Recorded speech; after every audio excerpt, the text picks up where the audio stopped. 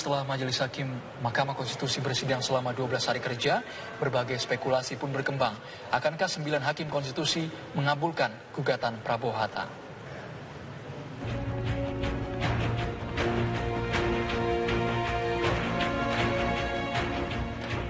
Kamis 21 Agustus esok, lika-liku menuju kursi RI 1 menemui titik temu.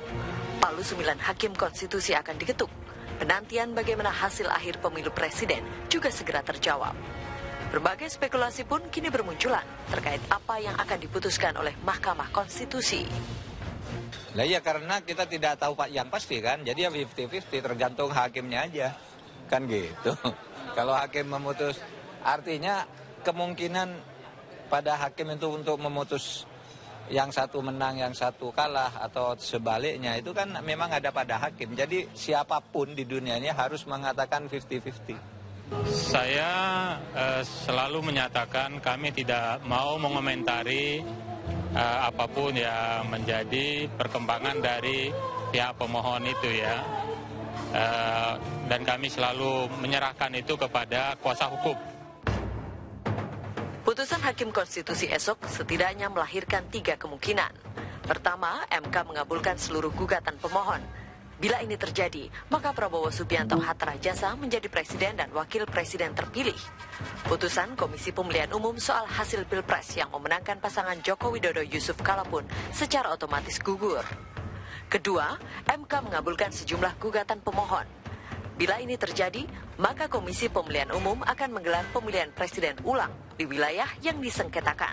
Misalnya Papua, Jawa Timur, DKI Jakarta, dan Sumatera Utara. Ketiga, MK menolak seluruh gugatan pemohon. Ini artinya Joko Widodo Yusuf Kala resmi menjadi presiden dan wakil presiden RI periode 2014 hingga 2019. Ya dari awal saya kira Hakim Mahkamah Konstitusi sudah menekankan bahwa sebenarnya yang terpenting adalah yang ingin dibangun di dalam persidangan itu alat-alat bukti sebenarnya adalah menyangkut soal kualitas alat bukti itu. Jadi bukan kuantitas sebenarnya. Sehingga kemudian berapapun yang mau dihadirkan di dalam persidangan itu tidak mempengaruhi. Tetapi yang mempengaruhi sebenarnya adalah kualitas alat bukti.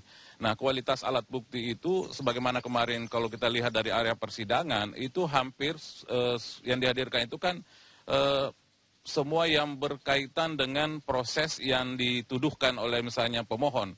Nah kemudian dibantah oleh termohon begitu. Sehingga dengan demikian sebenarnya kita melihat bahwa ini akan diambil satu pertimbangan yang matang terhadap fakta-fakta yang ada di persidangan, kemudian nanti juga saksi ahli yang dihadirkan oleh masing-masing, baik dari pemohon, kemudian termohon, dan kemudian terkait. Nah, dari situ kemudian nanti hakim akan mempertimbangkan sejauh mana fakta-fakta di dalam persidangan itu kemudian dijadikan sebagai fakta hukum yang kemudian dijadikan dasar untuk melakukan pemutusan di dalam perkara ini begitu. Apapun hasil keputusan MK esok bersifat final.